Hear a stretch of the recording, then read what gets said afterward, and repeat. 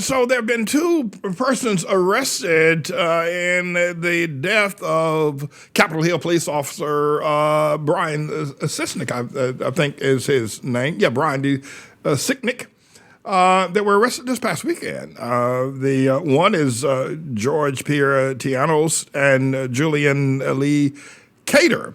It appears that federal authorities have arrested and charged these two men. Leave them up there for just a moment, Mr. Engineer. With assaulting the U.S. Capitol Police Officer Brian Sicknick with an unknown chemical spray. And I saw that spray. You've seen it probably in some of the footage of that assault on the Temple of Democracy back on the 6th of January. And the chemical spray during that riot, and they have not determined whether or not the exposure to that spray that these two men grew up together. One is from Morgantown, West Virginia now. Ever been to West Virginia, Morgantown? Yeah, I've been there. And the other is from someplace in Pennsylvania.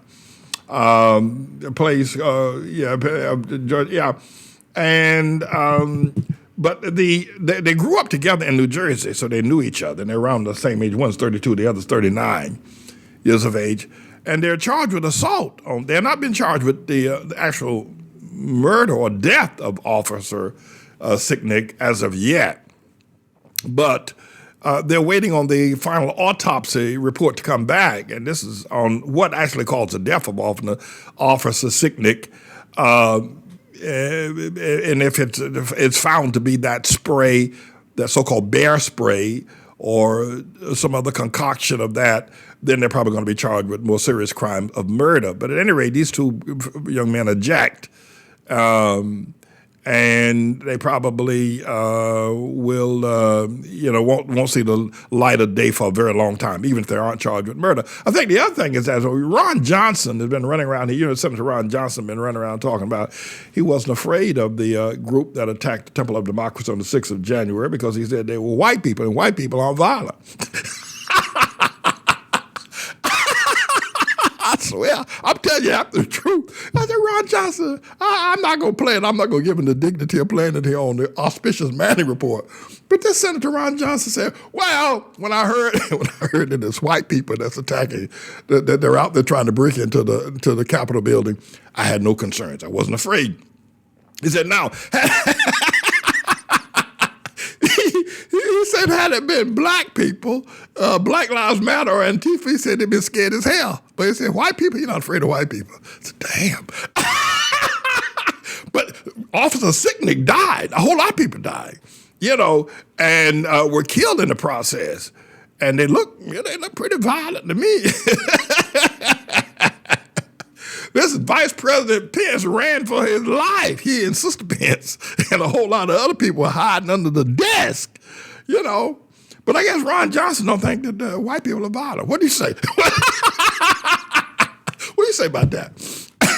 He said, no, these are these are peaceful, law-abiding. He said, these are peaceful, law-abiding citizens of which I have no fear. It's just them other colored people that we've been. But I think a lot of people tried to say that it was Black Lives Matter. I have to say this now. Had it been Black Lives Matter, first of all, they wouldn't have gotten. The police would have shot them all. They would have brought out Gatling guns from the Civil War down there in the basement of the Capitol building. They would have never gotten into the building. That's the first place. They all been dead out. They still be picking up bodies out there on the West Lawn right now. Had it been black folk. But and the other thing too, had it been black folk, if black folk had gotten into the Capitol building, they'd have burned the joint down. Black people like fire. They're pyromaniacs. Black people like to set things on fire. They go in and rob a joint, right? In a ride, right? They go in and they take everything out. Somebody said, let's burn the joint down. So why you don't burn it down? You already got it on the televisions. Let's stick a match to it anyway. But, this is, but anyway, this is a very serious matter, so let me compose myself here. I am, the officer died. He's from in New Jersey. He worked as a officer. He died. They actually had his body lying state at the Capitol Rotunda, this police officer. But I'm afraid these two boys ain't gonna never see the light of day again. They can kiss freedom goodbye, and they're probably gonna try to stick a murder charge on them anyway. And what is that bass? I never heard of bass spray before. The first time I saw a lot of things I've never heard of, quite frankly. But they were spraying that stuff. My question is this: if all those that attacked the Temple of Democracy on the 6th of January looked like to me, everybody had a can of bass spray, right? Could that be considered a deadly weapon? And then if that's the truth, then they all came armed, right? Because they were spraying that. It is like, all of a sudden you pull out a can of bear spray, it just happened to be in your pocket that day. I don't think so. I think they planned this for months, And anyway, we'll see exactly how all that's going to take place, what's going to happen. But we're waiting to see. Now we're also looking at, police officers, trials. They got the George Floyd thing going up there in Minnesota. They got, it's a mess of what's happening in terms of racial relations in America. But I guess that's how that is. And I don't see it getting any better anytime soon. By the way, I want to offer my sympathy and condolences to the Sicknick family and the loss of the. I understand. I don't think he was married. I don't know if he was or not. But I want to offer my condolences to all family and friends. Lost his life that day. I wonder what caused him to die. That's what I really would like to know, though. Was it that bear spray, or was he concocted on the head with a fire extinguisher or something? What caused the boy to die? Is I think, and why this is it's been 2.5 months now, and the autopsy of his death has not been completely released. They don't know. But a whole lot of other people are probably going to be arrested as well, that were at that riot that day. I think this boy Merrick Garland, who's now the Attorney General, and Joe Biden, my time Biden, will try to arrest everybody that was dead that day. And people are snitching too, by the way. Yeah, your sisters are snitching on their husbands, brothers. People are getting paid. They offered $100,000 for that guy who dropped those makeshift bombs in front of the Democrat headquarters and the Republican headquarters. I wish I knew who he was. I'd pick up that $100,000. And by the way, you can report it, and the FBI won't tell anybody who the snitch is. $100,000. Somebody gonna get that $100,000 out. They know who they're gonna tell on that boy. That's probably how they got these guys too. Somebody probably told on $100,000, and you don't have to testify in court. They don't. All we do is arrest the boy, and we got him. And you pick up $100,000 tax free. So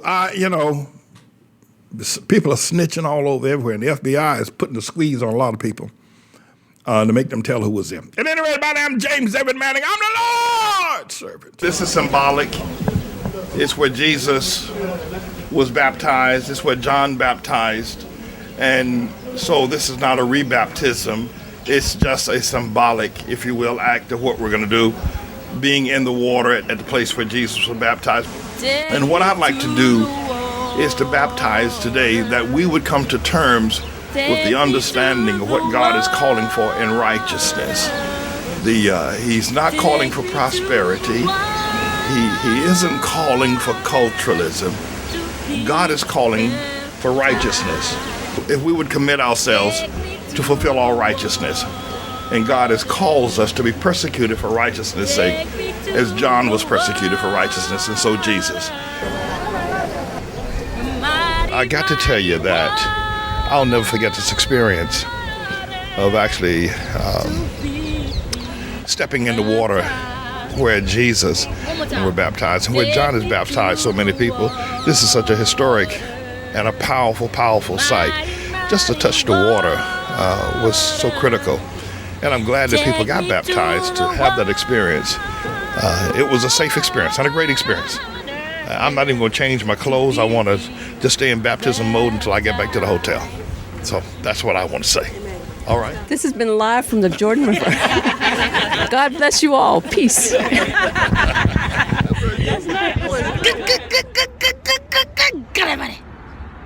Righteousness. Boom, chakalaka goes right there. My mother started liking the school and let me come here every single year. It has been 5 years and now I'm in the 7th grade. I still love this school. It has taught me a lot of things about the world and all around it, and let me see things I've never seen before, like me participating in the history fair last year. I would like to give thanks to all my classmates for making me feel comfortable and at home here. Please, to all the new and old parents in the school, don't take your kids out of the school because it will probably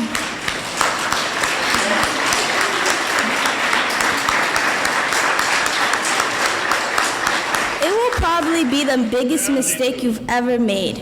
No matter what type of child you have, this school will shape it into a world's leader. So do yourselves a favor. Oh my goodness. Okay. So do yourselves a favor and keep your kids here till they graduate, and it will change yours and your child's life. Peace and blessings. Over the years, we have served more than 1 million meals to hungry bellies and hungry people here in the Harlem community. And I wanted you to be able to see that. I want you to see our involvement with youth, our summer youth programs, our courtyard being used as a place where children can be safe, guarded, and protected as they have their miniature swimming pools. And a safe place for children to eat that is guarded, that is protected by our own sense of security, and the wholesome and fresh meals that we serve. We wanted you to be able to see the mission of this church. And we've been doing this for years. Just recently, one of our members, more than a 30-year member of this church, but it hasn't, not one that that you would probably find as members of some other churches with their nose stuck up in the air. But her father is now close to death or very sick in the state of South Carolina. And I said, because she doesn't have money, I said, we will buy you a bus ticket, a round trip bus or train ticket for you to travel to South Carolina to be with your father in this time of pandemic. There's very little funding around. There's sickness everywhere. And the thing that just blew me away was she said, as she was talking to Elizabeth, she said, but how are you going to do that, to pay for me a round trip ticket to travel and give me expense money? And because Pastor Manning has to feed the children, he has to educate the children, he has to buy school supplies for them. He has to pick them up in the mornings and take them back. And then he's got the ministry he has to take care of, all the bills of running the church, of keeping a major house like our house operational, keep the lights on, how are you going to be able to do that? And she was almost reluctant to take the money because she felt that it would be better served by feeding the children. We gave it to her anyway. But we want you to know that we do a work in this community. There have been a lot of lies told on us. And it's almost unimaginable why some of the people that have lied on us. But I can tell you behind all of it is the LGBTQ community.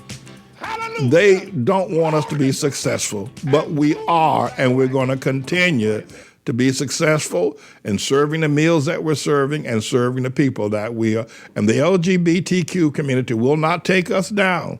They are not going to take our church. Yet they've defamed us. They've written ugly newspaper articles about us. They've marched against us. They've done a whole lot of ugly things. But you see what we have done, and that's not even the half of our service to children and to the needy in terms of our homeless shelters and the things that we've done over the years. And we will continue. And probably the lies and the smears and the ugly newspaper articles and the wicked spirits and the so-called I ain't for the black man, that is not going to go away. I don't expect it to go away. I don't. But I do tell you this, that we will succeed against all of that, for God is with us, and I am his servant.